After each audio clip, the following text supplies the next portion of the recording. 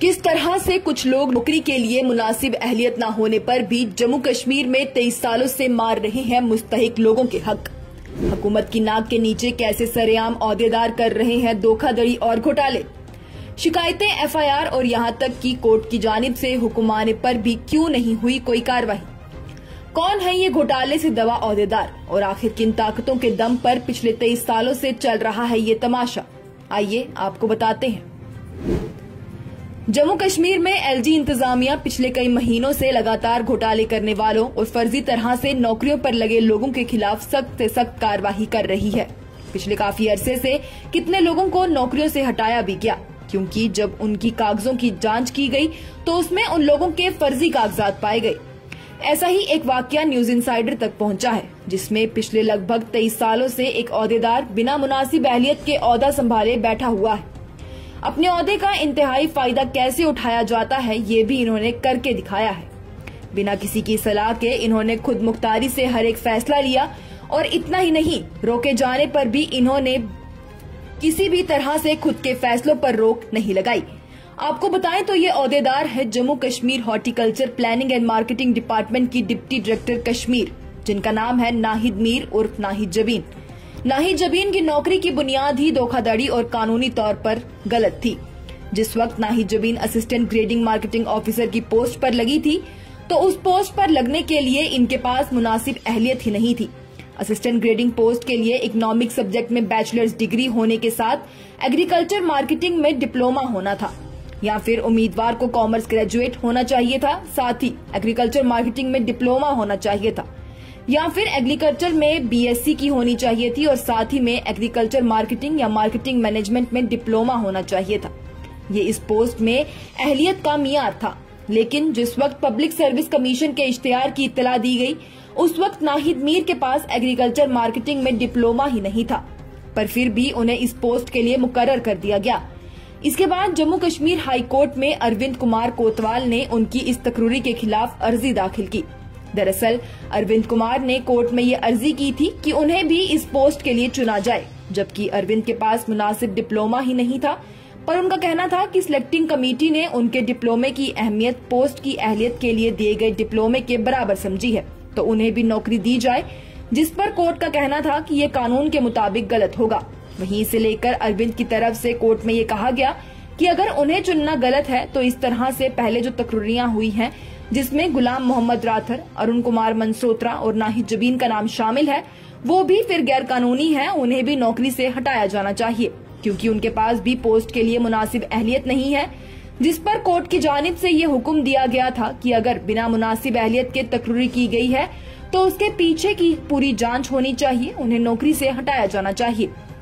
पर कोर्ट के इस हुक्मनामे के बाद भी नाहिद जबीन के खिलाफ कोई कार्रवाई नहीं की गई। 17 नवंबर 2000 में पब्लिक सर्विस कमीशन की जानिब से नाहिद जबीन, गुलाम राथर, अरुण कुमार को आर्जी तौर पर horticulture planning and marketing department में assistant grading and marketing officer की तरह मुकर्रर किया गया। वहां भी मयार ये था कि ये तकरीरी तालीमी और तकनीकी काबिलियत पर होगी, पर न जाने ऐसी कौन सी ताकतों के दम पर इन तीनों ने वहां भी मामला शांत करवा दिया।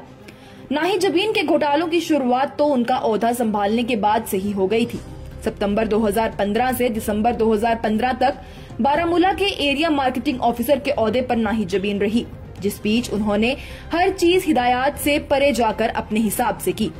आपको बताएं तो मार्केट इंटरवेंशन स्कीम के मुताबिक सी ग्रेड सेब की काश्तकारों को अपना नाम, वालिदात, बागान की जगह, हर चीज उस इलाके के हॉर्टिकल्चर डिपार्टमेंट ऑफिसर के पास रजिस्टर करवानी पड़ती है।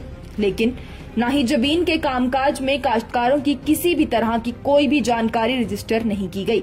स्कीम के मुताबिक सी ग्रेड सेब की 1 किलो की कीमत और सरकारी शेयर की कीमत में भी नाहिद जबीन ने हेरफेर की। काश्तकारों को स्कीम के मुताबिक उनके बैंक के खाते में पैसे भेजे जाते थे, लेकिन वहीं नाहिद जबीन ने हिदायत के बिल्कुल खिलाफ जाकर 11,61,525 रूपए निकालकर काश्तकारों को चेक में पैसे दे दिए। इसके साथ ही सेबों को ले जाने के लिए गाड़ियों को स्कीम के मुताबिक ट्रांसपोर्ट डिपार्टमेंट रेट के मुताबिक ही पैसे दिए जाते थे, लेकिन नाहिद जबीन ने बिना किसी कमेटी से सलाह किए खुद से ही पैसे बढ़ाए और बटमालू श्रीनगर में बाकर नॉर्दर्न गुड्स कैरियर को दे दिए। इतना ही नहीं, सेब भरने के लिए ली जाने वाली बोरियां CAPD डिपार्टमेंट की कीमतों पर ही ली जाती हैं और उन्हें खरीदने से पहले CAPD डिपार्टमेंट से इजाजत लेनी पड़ती है ताकि पैसा हुकूमत से हुकूमत तक ही जाए। लेकिन नाहिद जबीन ने कुछ भी ऐसा नहीं किया और बोरियां आम बाजार से खरीद ली। इसे लेकर फाइनेंस डिपार्टमेंट की जानिब से जब स्पेशल ऑडिट इंक्वायरी की गई तो उन्होंने कई सारे खुलासे किए, जिसमें सामने आया कि नाहिद जबीन ने हुकूमत की जारी की गई हिदायत की बेहद खिलाफवर्जी की है। ना तो काश्तकारों से उनकी जानकारी ली गई, पैसे भरने के नाम पर 41,61,310 रुपए निकाले गए, काश्तकारों को चेक में पैसे भरे गए, सेब को उठाने के लिए ही अलग से ही नॉर्दर्न गुड्स कैरियर यूनिट को ऑर्डर जारी कर दिया गया और खुद की मर्जी से बिना किसी को बताए और सलाह लिए नाहिद जबीन ने 2 बे इजाजत कलेक्शन सेंटर भी खोले, एक फ्रूट मंडी सोपोर और दूसरा नौपुरा भी। नाहिद जबीन के बारामूला में किए गए इन घोटालों को लेकर वहां के अहलकारों का कहना है कि इन्होंने भी खुद से अपनी जेब से 30,05,691 रुपए खर्च किए हैं, जिसे लेकर उन्हें नाहिद जबीन की जानिब से ये कहा गया था कि वो सारे पैसे सबको वापस मिल जाएंगे, पर आज तक उन्हें वो पैसे नहीं मिले। वहीं जब इंक्वायरी रिपोर्ट आगे भेजी गई तब भी नाहिद जबीन के खिलाफ कोई सख्त कार्रवाई नहीं की गई, ना तो उन्हें नौकरी से निकाल दिया गया और न ही कुछ वक्त के लिए बर्खास्त किया गया, बल्कि KAS डायरेक्टर शाहनवाज बुखारी ने नाहिद जबीन को 3 साल के लिए कोई भी हसास तफवीज न देने और 3 साल के वक्त में उनके काम पर सख्त नजर रखने के साथ साथ उन्हें आगे से मोहतात रहने को कहा। पर नाहिद जबीन को इन सब चीजों से कोई भी फर्क नहीं पड़ा।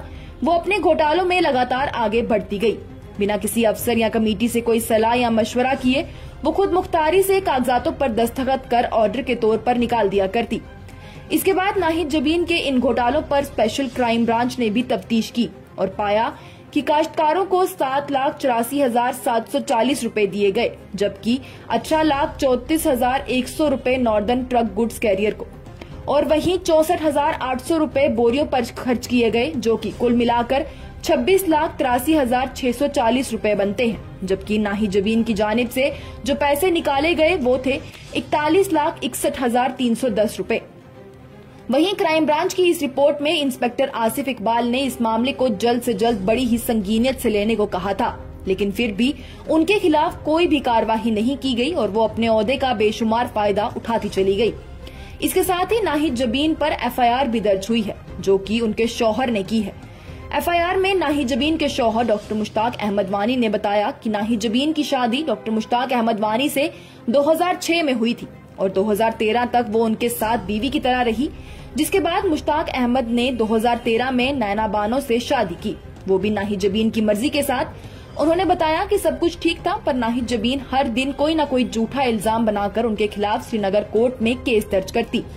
पर एक दिन हालत बेहद बिगड़ गए जब वो GMC में अपनी ड्यूटी पर थे और नाहिद जबीन अपने भाई मीर मुदस्सिर और ASI मोहम्मद मकबूल के साथ उनके घर के अंदर घुसी, उनके घर के वीडियोज रिकॉर्ड किए, उनकी बीवी नैना बानो और बच्चों के साथ मारपीट की, उन्हें धमकाया और घर में तोड़फोड़ भी की। वहीं जब डॉक्टर मुश्ताक घर आए तो उनके साथ भी मारपीट की गई और धमकाया गया कि जब इस बार वो कश्मीर आएंगे तो वो वहां से जिंदा नहीं जाएंगे, वहीं उन्हें मार दिया जाएगा। डॉक्टर मुश्ताक ने FIR में कहा कि इससे पहले भी जब वो केस की हाजिरी के लिए कश्मीर गए थे तब भी उन पर हमले हुए हैं। उनका कहना है कि मीर मुदस्सिर और ASI मोहम्मद मकबूल कश्मीर के रहने वाले हैं, जिनके दहशतगर्दाना तंजीमों के साथ ताल्लुक है। उन पर लगी इस FIR पर भी कोई कार्रवाई नहीं की गई।